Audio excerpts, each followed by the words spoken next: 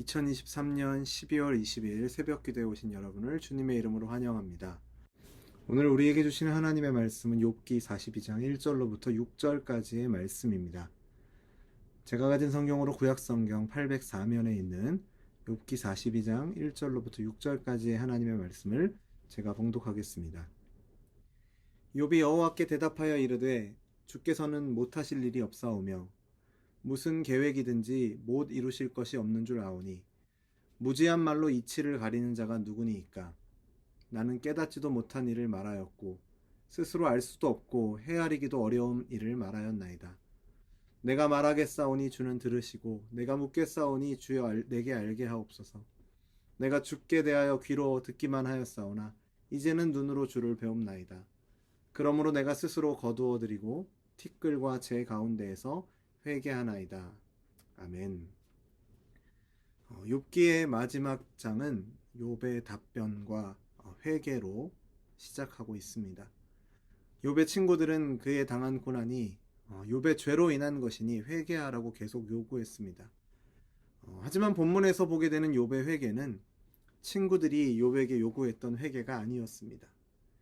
욥의 회개는 전능하신 하나님의 위엄과 그 하나님의 존재 앞에서의 회개였습니다. 욥은 자기가 자기의 심정과 자기의 무고함을 증명하려다가 지나치게 하나님에 대하여서 판단하고 말했던 것을 슬퍼하며 회개합니다. 전에 욥은 친구들의 정죄와 비난에 대해서 자신이 의롭다고 말해왔습니다. 자신을 더욱 괴롭게 하는 친구들을 향해서, 그리고 때로는 하나님을 향해서도 왜 나를 원수같이 여기시는지 따지듯 원망하기도 했습니다. 욥이 자신의 상황에 대해서 하나님께 물었던 것을 하나님께서 정확한 답을 해주셔서 그에 대해서 이해하고 수긍하고 반응하는 것이 아니라 지금 욥은 하나님의 크심과 하나님의 권능 자체에 압도당하여서 그분에 대해서 원망하고 반박하기보다는 순종의 모습으로 회개하고 있습니다. 본문 2절을 보시면 주께서는 못하실 일이 없사오며 무슨 계획이든지 못 이루실 것이 없는 줄 아오니 라고 고백하고 있습니다. 긴 침묵을 마치시고 하나님께서 욥에게 하셨던 말씀의 첫 마디가 무지한 말로 이치를 어둡게 하는 자는 누구냐 라는 말이었습니다. 이 말 외에 다른 말이 필요하지 않았습니다. 그 말씀 한마디가 욥을 깨닫게 했던 것이죠. 욥에게 그의 죄가 무엇인지를 깨닫게 했습니다. 그리고 욥은 이제까지 자신이 얼마나 참 미련한 자였는지, 지혜가 없는 자였는지를 고백하고 있습니다. 욥이 재앙을 겪었던 것은 그의 죄 때문이 아니었습니다. 그렇다고 욥이 새 친구와 논쟁하면서 주장했던 것처럼 하나님의 불의하심 때문도 아니었습니다.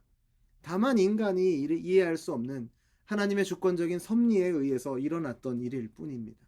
그런데 욥은 자기가 무지한 말로 이치를 가린 것, 잘 알지 못하는 것을 가지고 아는 것처럼 말한 것, 곧 하나님이 불의하시다고 주장했던 잘못을 인정하고 회개하고 있는 것입니다. 욥은 저를 괴롭게 하시는 하나님의 뜻을 내가 바로 보지 못하고 하나님과 논쟁하고자 하며 나 자신의 정당성만 과하게 고집했었다, 이렇게 이야기하는 것입니다. 그렇기 때문에 내가 스스로 이해하지 못하는 것을 말했다. 하나님의 섭리를 전혀 알지 못하면서 내가 하나님의 섭리를 비판했다라고 말하면서 자신이 범했던 죄를 고백하고 있는 것입니다. 이런 모습은 욥뿐만 아니라 우리 역시도 마찬가지일 것입니다. 하나님의 계획과 그분의 판단은 아주 크고 깊기 때문에 우리는 그것을 도저히 잴 수가 없습니다. 알 수가 없습니다. 우리는 하나님이 하시는 일을 보기는 하면서도 왜 그렇게 하시는지, 그 목표가 무엇인지, 그리고 그 결과가 어떻게 될 것인지 알지 못하는 경우가 너무나도 많습니다. 거의 대부분 모른다고 해도 과언이 아닐 것입니다. 욥의 고백을 보십시오. 5절 말씀입니다. 내가 주께 대하여 귀로 듣기만 하였사오나 이제는 눈으로 주를 배움나이다. 욥은 하나님이 나를 보호하시던 때, 내가 원기왕성하던 날, 그때에는 하나님이 자신의 장막에 기름을 발라주셨다라면서 자기가 하나님과 가졌던 친밀감에 대해서 표현하기도 했었던 사람입니다. 이전에도 욥은 하나님을 알았고 하나님과 동행했던 사람이었죠. 그러나 이제 욥이 고난을 통해서 경험한 하나님은 마치 과거에 자기가 하나님을 몰랐었다라고 생각할 만큼 새로운 하나님이십니다. 이전에도 욥은 주님의 크심과 권세에 대해서 약간 알고 있긴 했습니다. 그것을 귀로 듣기만 했다라고 말합니다. 그러나 자신이 들은 것만으로는 하나님께 자신의 삶을 승복해야 할 만큼 본인 스스로가 하나님께 굴복하지 못했던 것이죠.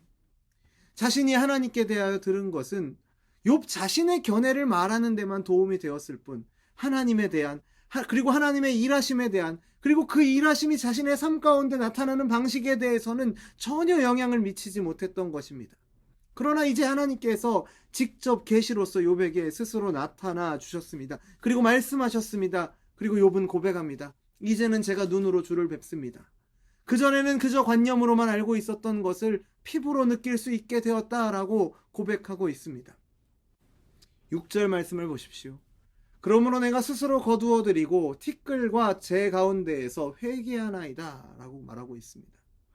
이 말은 스스로 거두어드린다는 말은 자신을 미워한다라는 말입니다. 즉 자기 안에 있는 죄성을 향한 증오라고 말할 수 있습니다. 바로 이것이 회개의 본질입니다. 자기 안에 있는 죄를 미워하지 않고서는 회개할 수 없습니다. 욥은 의로운 사람이었지만 자신의 죄성에서 자유한 사람은 아니었습니다. 욥은 깊은 고난의 과정에서 자신의 죄성을 보았기에 회개하고 있습니다. 그 죄성을 미워한다라고 고백하고 있습니다. 이것이 바로 회개의 본질입니다. 욥은 회개하는 중에 자기 스스로를 향해 눈을 돌리고 자기 자신에 대해서 가혹하리만큼 엄중하게 생각하고 그가 범한 죄에 대해서 슬퍼하고 있습니다. 참된 회개에는 가슴 아픈 비통을 느끼는 것이 있어야 하죠. 욥은 티끌과 제 가운데에서 회개합니다. 전에 2장을 떠올려 보면 욥의 고난이 그를 재에 덮이게 만들었습니다. 욥이 재 가운데에 앉아서 기와 조각을 가져다가 몸을 긁었던 때가 있습니다. 그런데 이제는 그의 죄악이, 그의 죄악된 본성이 그로 하여금 재 가운데 앉게 했습니다.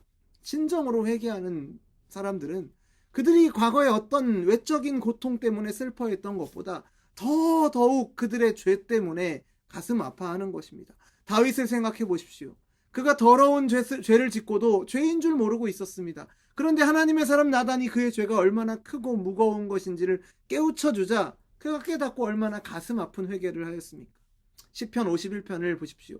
다윗은 눈물로 베개를 적셨습니다. 이사야를 생각해 보십시오. 그가 성전에서 기도하는 중에 하나님을 뵙게 되고 자기 자신의 더러움을 깨닫고는 화로다 나여 망하게 되었도다 이렇게 고백하고 있죠. 그렇습니다. 우리가 하나님을 배울 때 제일 먼저 할 일은 우리 자신의 부족과 허물을 발견하고 가슴 아프게 생각하고 죄를 회개하는 것입니다. 이전에는 내가 하나님께 대하여 듣기만 하였지만 이제 눈으로 주를 배웠습니다. 내가 하나님을 더 알게 되었습니다 라고 말했을 때 욥에게 나타나는 반응은 바로 회개였습니다. 저와 여러분의 삶 가운데도 이렇게 하나님을 더 알아가는 가운데 우리의 죄된 모습을 보면서 회개하고 그런 죄인인 우리에게 베풀어 주신 하나님의 은혜를 더욱더 경험하시고 찬양하시는 저와 여러분의 삶이 되기를 주님의 이름으로 축원합니다. 욥기를 마무리하면서 우리가 기억해야 할 것이 몇 가지 있습니다. 첫째는 이 세상에는 우리의 지혜를 초월하는 것이 많다라는 것입니다. 신명기 29장 29절에 감추어진 일은 우리 하나님 여호와께 속하였거니와 라고 말하고 있습니다. 우리는 모든 감추어진 일들을 믿음으로 하나님께 맡기는 법을 배워야 합니다. 우리의 인생이 어둠 속으로 들어갈 때에도 하나님께서 우리의 믿음을 깊게 해주시기를 구하시는 저와 여러분 되기를 바랍니다. 두 번째로 하나님의 백성도 고난을 당할 수 있습니다. 어떤 사람의 상황을 보고 그 사람의 영적 상태를 판단하는 우를 범해서는 안 될 것입니다. 그리고 욥의 인내를 여러분 세 번째로 기억하십시오. 인내는 믿음의 본질적인 요소입니다. 그러나 이것은 정확하게 욥의 믿음이라기보다는 하나님께서 붙잡아 주신 것이고 견인하시는 것이죠. 오늘날도 성령께서 저와 여러분의 마음속에서 하나님의 은혜의 역사를 시작하시고 계속 그 일을 이루어 가시며 마침내 그것을 완성하실 것을 믿는 믿음이 우리에게 필요합니다. 하나님께서 저와 여러분에게 그러한 믿음을 주실 줄로 믿습니다. 그리고 마지막으로 성도에게로 정말 중요한 것은 하나님과 가지는 친밀한 교제입니다. 욥이 원했던 것이 바로 이것이죠. 하나님과 동행하고 하나님을 즐거워하는 삶보다 우리에게 더 나은 것이 무엇이 있겠습니까? 우리 스스로에게 질문을 던져보기를 바랍니다. 비록 우리의 인생 가운데 욥과 같이 고난과 고통이 쉼없이 다가오게 된다 할지라도 그 고통과 고난을 오히려 예배의 기회로 삼고 하나님을 바라보시는 저와 여러분이 되기를 바랍니다. 칼빈은 시련 속에서 하나님의 자녀들이 흘리는 눈물은 순종의 제사라 말했습니다. 욥기를 통해서 우리는 그것을 확인하였고 또 우리의 삶 가운데서도 동일하게 경험하고 확인하게 될 줄로 믿습니다. 성도에게 무의미한 고통은 없습니다. 어떤 분은 욥기 42장의 남은 내용이 말하는 욥의 모습과 같이 이 땅에서 회복의 은혜를 맛보겠지만, 또 어떤 분들은 새 하늘과 새 땅이 이를 때 영광의 은혜를 경험하게 될 것입니다. 이 모든 일들을 통해서 우리는 하나님을 높이고 찬양하는 예배자로, 선하시고 신실하신 하나님 안에서 참 소망을 가지고 그 소망 가운데 살아가시는 저와 여러분 되기를 주님의 이름으로 축원합니다. 기도하겠습니다. 하나님 아버지, 우리에게도 욥과 같은 은혜를 베풀어 주셔서 하나님께 대하여 귀로 듣기만 하지 않고 눈으로 뵙는 복을 주시기를 간절히 원합니다. 우리가 바라는 대로 우리의 뜻을 들어주시고 응답해 주시는 방식으로 하나님을 섬기는 것이 아니라 하나님이 어떤 분이신지를 바르게 참되게 알기를 원합니다. 진리의 영이신 성령 하나님, 우리의 어두운 눈을 밝혀주셔서 말씀을 듣고 보고 읽을 때 그 진리를 깨달을 수 있도록 인도하여 주시고, 그것이 단순히 하나님에 대한 지식의 증가가 아니라 우리가 하나님을 인격적으로 더 알아가며 하나님과 사귀는, 교제하는 우리들 될 수 있도록 인도하여 주옵소서. 우리의 인생길에서 어떠한 일을 만나든, 그것이 슬픈 일이든 기쁜 일이든 그 모든 일들 가운데 역사하시고 인도하시는 하나님을 깨닫도록 인도하여 주옵소서. 때로는 욥과 같이 인생의 고난이나 고통을 만나게 되더라도 그 일들을 통해서 하나님을 더 알아가는 은혜를 주시옵소서. 그래서 더 깊이 회개하는 우리가 되게 하시고, 하나님께서 허락하신 인생의 모든 과정을 통해 하나님을 깊이 예배하는 은혜를 주옵소서. 우리의 선한 목자 되시는 주님을 찬양합니다. 예수님의 이름으로 기도합니다. 아멘.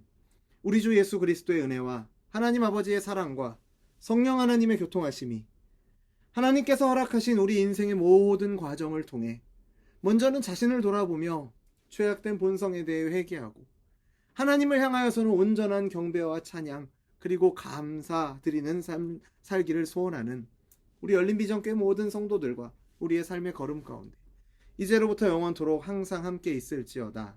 아멘.